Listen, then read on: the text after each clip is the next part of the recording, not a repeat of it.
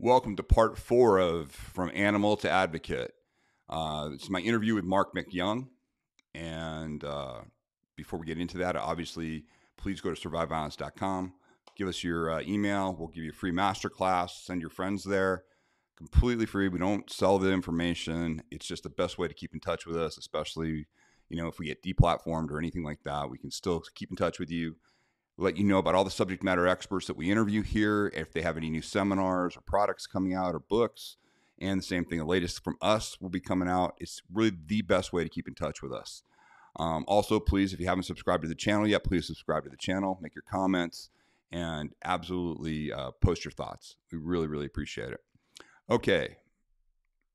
Again, going into the fourth part of this, Marc talks about, there's a lot of great stuff about violence. There's a lot of great stuff about what to do and not to do when it comes to your own self-protection. And really, this last part is really giving us just pure gold on how to talk about the incident should it happen to you, and how you interact with lawyers, how you interact with law enforcement, and some of the tricks of the trade that are there that Marc can share with you.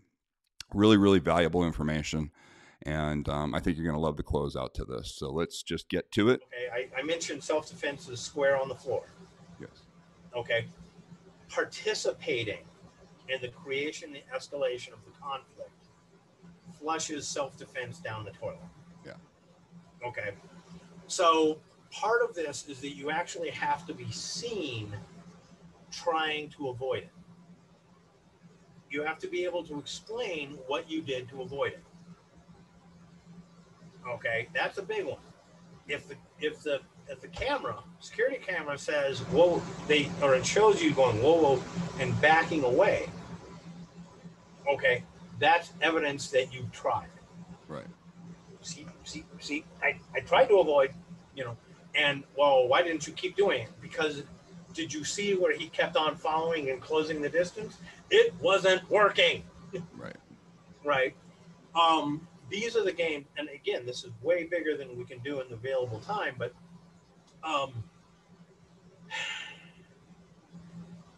the explaining what you did, why you did it, and why you knew it wasn't working.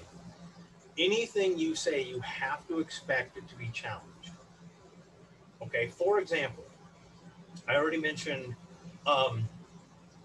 actually, let me give you a story. I had somebody try and mug me about 3 years ago. Right? It was cute. That's actually very funny to think about that. I mean, well, okay. My wife is disabled, and my life these days is mostly about being a primary caregiver. Right. Okay. And that means like big bad animal ends up going to the pharmacy a lot.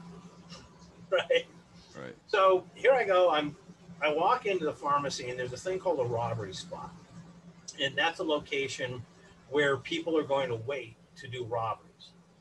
Now, if I talk about that, I say it was in a robbery spot. Well, how do you know he wasn't waiting for somebody? Well, when you're waiting for somebody, you're actually standing here so you can be seen. This is where he wouldn't be seen by people coming out of the door. Right. Well, how do you know that he wasn't smoking? Well, because smoking is not allowed within 50 feet of the door. Right? There's an example of, I use the word robbery spot. Okay. And I justified it. Well, yeah, I explained using prior knowledge. Right. A reasonable reason why you use that term. Yeah, and see that? He was standing in a spot that met this criteria. Right. Okay. So I walked out, I checked it because I'd seen him walking in. I checked, and he was still there, which was kind of a weird thing time-wise, too long. Well, I parked right there. So I'm walking, and all of a sudden, what a coincidence. This guy started moving. But wait, there's more. He started on what's called an intercept vector. Specifically, he was following me. He could have gone that way, could have gone that way, could have gone that way. But no, numbnuts had to follow me. Right. right? Now, the timing of this is really just, it's an amazing thing. Plus, he just so happened to be following. Okay, coinky dink? I don't think so, Right. right? Right. So the thing about it was, um, here I am. I mean, people have been watching me, and I'm happy, bouncy, funny guy. Okay, they never met animal, Right. right? So they're kind of like, well, wait a minute, what's this? Just this guy's supposed to be gone through all this.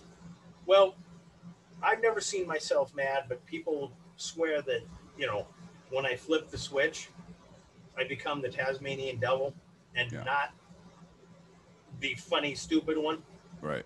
but a Wolverine type. Um, so I do consciously remember thinking to myself, "Oh hell no!" as I flipped the switch, Right.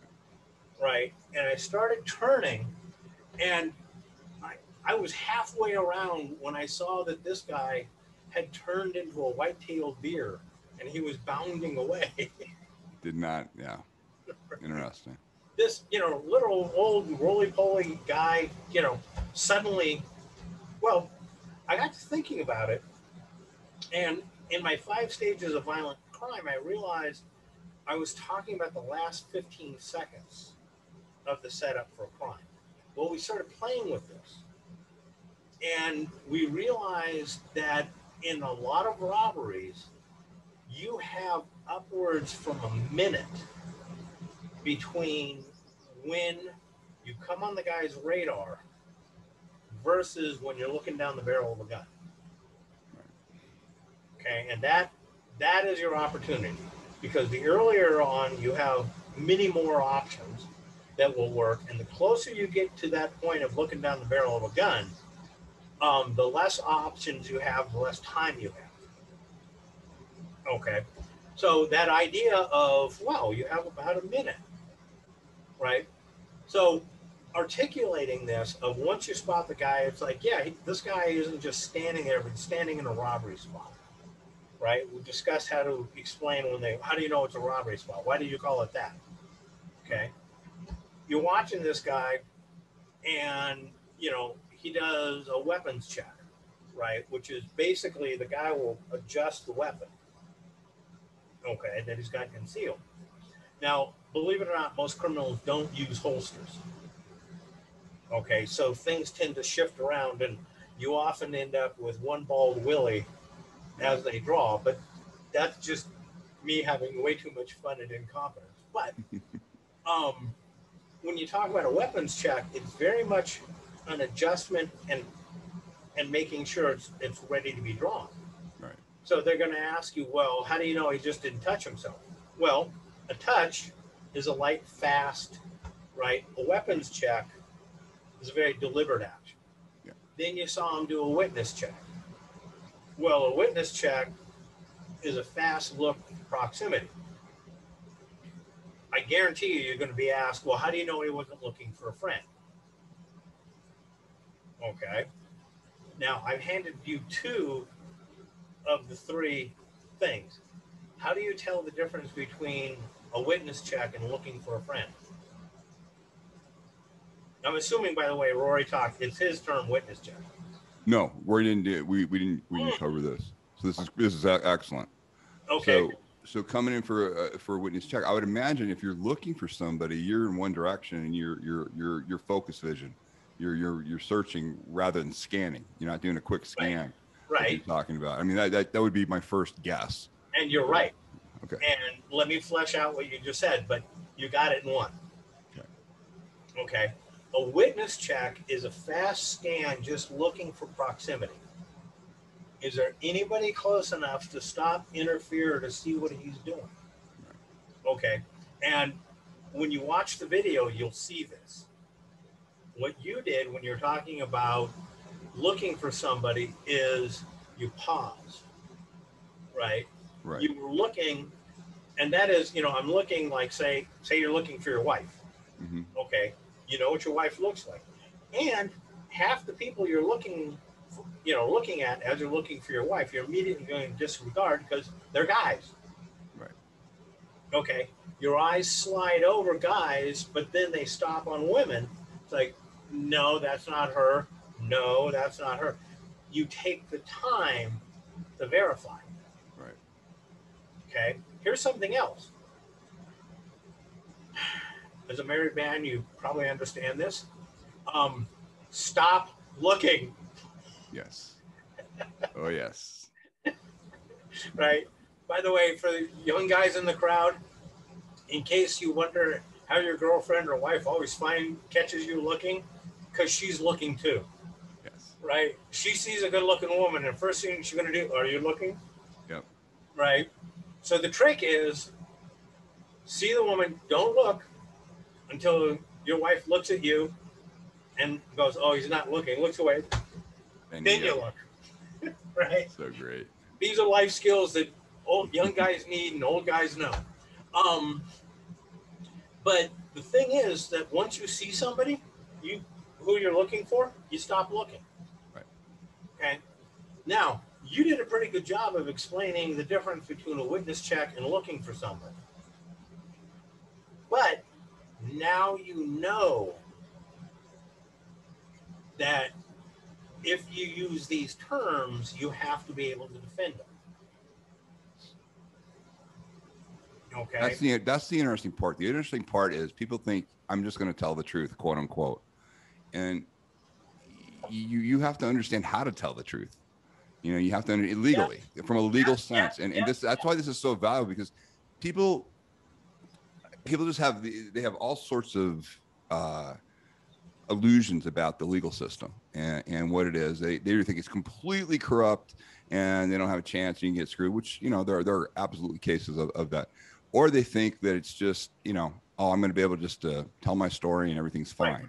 Why would I need a lawyer, or why would I need to understand how to do it? And you did a really good job, because that's one thing I've really, you know, it's a language unto itself. Yes. And somebody could take something, well, how did you know that? Thinking that we're talking conversationally, not realizing he's talking legally to you. Yes. And he's baiting a trap. Yes. Yes. And, you know, again, one of the things, you know, Roy and I, when we worked together, there was so much that we gave each other about communication, right? One term, and I mean, he would say something and I'd go, oh, yes. And I'd say something, he'd go, oh, yes. One of his sayings that I loved it, was that no matter what, anytime you use force, somebody's going to be unhappy with that decision. Right. And that is so key, because, like, a prosecutor or a cop, okay, they're not going to be happy that you did what you did. Right. So it's not just telling the truth in a specific way, but it's also telling the truth, knowing these people, there are people out there. And again, I've met predatory prosecutors. They exist. Yeah. Okay. That they don't care what happened. They're going to come after you. They're going to make it seem as though you're lying and that you did wrong. Yeah. Okay. So it's not just telling the truth. It's telling the truth in a way that protects you against their strategies. Okay. Yeah, that's such a key concept for people to understand when they talk about this. And I think actually this is a good place for us probably to pause for a second, probably a good place to end. But because I could go on for another 2 hours with you. It's fascinating, and I'm sure it will. I'm sure this will spur follow-ups. I know the same thing with Rory. People are already asking for follow-up questions and stuff, and I knew this would be this way with you. But Mark, at this point where you're talking about that, I'm going to obviously point people in the right directions, but specifically to what we're talking about right now on how to talk. Do you have anything specifically that you'd recommend, one of your products or something where people can really understand this ability to discuss this intelligently and legally? There's 2 books that I'm going to immediately point people to. Okay. Number 1 is What You Don't Know Can Kill You. Okay. and that is how most self-defense training will put you in the ground or in prison, or vice versa, or whatever. Broca's anaphasia means never having to say you're sorry, or blunt force trauma. That book will show you what is not being taught as general topics in your inmost training. Okay, you don't know what you don't know, and I mean, you have no reason to question your training if you have not read this book. Okay, so from a training standpoint, what you don't know can kill you. I'm going to tell you right there. That's your starting point, because it covers things you need to know.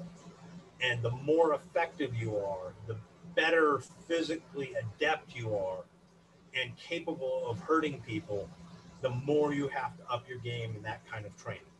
Okay. And even though that means like attending a class, Jenna Meek and I teach a class called Crime, Conflict, and Interrogation, which is spotting the stuff. Okay, what are the mistakes you make in getting into conflict and how to be interrogated, right? But before we get to that, read What You Don't Know Can Kill You. When it comes to details about spotting specific issues, I'm going to say my latest book, Safety Doesn't Have to Be Scary, is the book. And I wrote it for civilians, but professionals are going, and people in training, right? This is how you articulate what you saw. Okay, this is your prior knowledge. Yeah. I know about this type of gaze behavior, right? And because I had this information beforehand, when I saw it out in the situation, that's what it was like. Uh-oh. That's how I knew, or I reasonably believed, that I was in trouble. That, I think those are things that people in this business, which I don't understand why, but it's something that people avoid. Like some of the most important stuff. It's like, hey, if you actually use this, what could disrupt your life? Yes, I know. It could absolutely be. So you're successful and you protected yourself, but right. you explained it so ineptly, and you allowed yourself that you actually stumbled into something. It didn't just stop. The cops didn't just write you off and say, "Oh, great, good, have a great life." No, they took it to that next level. Yes. And I don't think people understand that next level. If you actually get arrested and come in, you just entered the system, and now it's absolutely critical what comes out of your mouth and how you explain yourself. Yes. Well, and again, a little pre-up of that is, once the cops show up, it's a different game. Right. Right. And that's where you have to start moving and maneuvering. Because, again, the cop may totally believe you. I've worked cases where the cops are like, well, yeah, duh. And then somebody else showed up and said, arrest. Okay. I've also worked cases where somebody decided, you know what? This is the bad guy. We have decided. Okay. And the department, I worked a case where this guy got jumped by multiple people and everybody was videoed, right? Everybody had made their statement, right? Except for this guy. There was no video of his statement. Oh, by the way, his bloody shirt, which was in the reports of, the statement of the woman he ran to her house, it disappeared. Interesting. Wait, did I also forget to mention that this guy had been beaten up? They walked in and said, "Oh man, you really look torn up. Here, let's give you a shower, get you cleaned up, put some, that cut. Guess what? You need some Neosporin on that, which hides cuts and bruises." Right. And then they took his mugshot. Interesting. Okay, this happens, and I'm not going to say it always happens, but it's there. These are things you have to understand. These are factors that in the aftermath, you've moved into this territory. It's real. It happens. But more than that, when you can explain this stuff, like if you say, I saw him do a witness check and the interrogating officer changes the subject, even if the lawyer doesn't know it at the time, you know, and again, this is also one of the higher thing. The higher level of force is not only do you need to have an attorney, but you need to be at the station in the interview room, and that interview being recorded. Recorded, yeah, I can see that. That's So, absolutely critical. yeah, some asshole like me can come in and say, "Hi." His use of word indicated this term indicated he had prior knowledge. Right.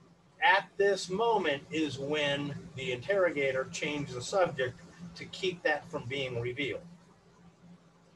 That's how you can introduce that in court, or you can make the, if you have a lawyer who knows how to do self-defense, you know, the cop will change the subject and the lawyer was like, we ain't done with that topic yet. There's more. Right. And that's going to be the chicken bone. Right. Right. So it's, again, all these different strategies exist beyond the physical. Now, you asked, you know, why it isn't taught, and I did money, money, money. Oh, yeah.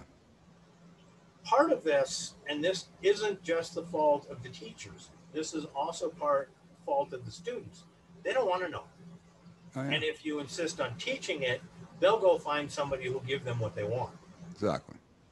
See, so this is a business decision as well as, right? So again, it's a lot of people don't know it. They don't know how to explain it. They don't know how to teach it, or they get a sound bite. Oh yeah, you know, de-escalation. We teach that too. No. What's so interesting is the arc that you had. You grew up, you started out in middle class, you get thrown into poverty, you navigated those waters, you saw violence at every level, you saw the interaction with law enforcement, and then you taught for years, you were subject matter expert, obviously, and now you've taken that subject matter expertise back into the legal profession, and you're consulting, you're doing that. It's just a fascinating journey. Yeah. An unlikely journey that just really came out of all these experiences. And that's what I think is interesting is now, I can just hear when you talk about this is where you're able to, pull back on those decades of knowledge that you have, but you're actually using for something that's reinvigorating you and really, right. Focusing you. I know interacting with attorneys probably isn't the most pleasant thing, but it must be really cool to be able to actually make a difference and to call people out and to point these things out. I mean, right. I just hear it as you talk that Yeah. It's just a really interesting place that you're at in your life right now. Well, okay. I hate bullies. Yeah. Okay. That has been a consistent theme through my life. Okay. I was bullied when I was younger until I said enough. Right. Now, okay, I kind of went over the top when I said enough. But that notwithstanding, there's a very, the man I call my dad was a retired FBI agent. And he's the one that really got me to shift sides, right? But also got me into being a violence professional. I had all the skills, I had the ability, and then it was like, hey, wait a minute. You mean I can get paid to get punched? I've been doing it for free. So great. I can make money on this, right? Yeah. And then, stopping bullies was a truly gratifying experience. Okay. I'm like, oh, you think you're going to attack this person? You're adorable. But, then writing and teaching about that and, helping people like, look, don't get bullied by this. And nowadays, again, dealing with the legal system, so many lawyers are bullies, right? They just use words, not, and I'm like, hi, this guy was actually right in what he did. Like pointing out the fact that Hell's Angels got ambushed. Yeah. Okay. And it's like, the prosecutors, we're going to get the Hell's Angels, right? Well, and the cool thing about that, Mark, is that you're like you said, you wouldn't piss on them if they were Yeah, burning. But the fact is, like, you're not worried about. They'll do something to get themselves back in the system. I mean, you don't have to worry about that. But on this time, why true. abuse the system? Why corrupt the system in order to get the result of Right. getting them in? It's just Yeah, such a different yes. approach, and it's actually very congruent and very ethical. You Right. know, The system has been weaponized, and more than that, the system has been turned into a money making process. Right. And I really, watching people getting thrown into the meat grinder, just like, no. And again, I don't like bullies. Right. And I mean, part of my expert witness work is, I explained, you know, I explained to people, look, I'm the guy that most self defense claims are slam dunk for the prosecutor. I'm the guy who shows up and the DA goes, okay, this is going to be a fight now, right? yeah, And do you really want to spend all that money and then explain to your boss that you spent all this money, or would you rather give a better plea, right? Plea it down. And I mean, knowing how this game is played, and if you don't have an expert in your corner, if you don't have, Jenna Meek summed it up very well. She goes, look, you need a self defense team on your side. Okay. It's not just a lawyer, you need a team. And that is where, um, again, I get to stop bullies. it's outstanding. Yeah. Hey, I can't thank you enough for your time in this interview. I know it's going to provoke a lot of questions. I can also tell, just like with my conversation with Rory, this is going to be a four-parter. Yeah. So Oh, yeah. this is awesome. This is great. I was already thinking of the break points as we're going through. Yes. Um, it, but listen, I really appreciate it. People will have all the information on how to get a hold of you and everything. But I think you did an excellent job of really taking people through and making them think about something that is absolutely critical. There's nothing more critical to your self protection than this, and yet Yeah. it's probably the most Yeah. ignored part of the training. You know, But again, it boils down to people going, why do I need that versus that's not fun. right? Right? And I mean, this is the boring details of actually knowing the subject. Yeah, Right. And I try and make them as funny as possible, right? As entertaining as possible. But I mean, this is the stuff that will put you into or keep you out of prison. yeah. You can't say it any better than that. Well, Right. listen, we'll stop it there, and then I'm sure this will be the first of a couple of conversations. Well, we'll do it again. I'm happy to come back. Thanks, man. All the best. Thanks much. Thanks for having me. Well, that was part 4 of the 4-part interview series with Marc MacYoung. I hope you enjoyed it as much as I enjoyed interviewing Marc. I learned a hell of a lot. It was my first time actually talking with Marc, as I said in part 1. If for some reason you've just watched part 4, please go back and watch the other 3 parts. Just invaluable information. And again, coming from a guy who's being, really humble about who he is, he that's what I really enjoyed about Marc. It was he didn't try to fluff his feathers or anything, but his knowledge base is just incredible, and the people that he circulates with and people that he's influenced in the past are just crazy. I mean, everybody from top ranking law enforcement officials, military personnel, to even writers. He's helped a lot of writers, on how to write about violence. Marc's a very interesting guy.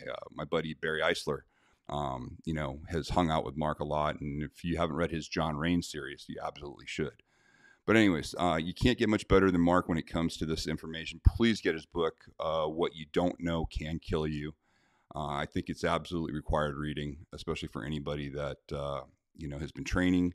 And you may have some information that may not serve you should you ever have to use your training to protect yourself. So this is just a really great resource for you. And my thanks to Marc for taking the time. Now, listen, folks, don't forget, make sure you go to Survive Violence, sign up, give us your email, and share it with your friends. You get a great free masterclass there. It's truly free. And, just it's our way of making sure that should anything happen, we can still keep in touch with you and give you all the best information from all these subject matter experts and what we've got going on at our, in our business. So anyways, I appreciate all the help with all the growth. Until next time, stay safe.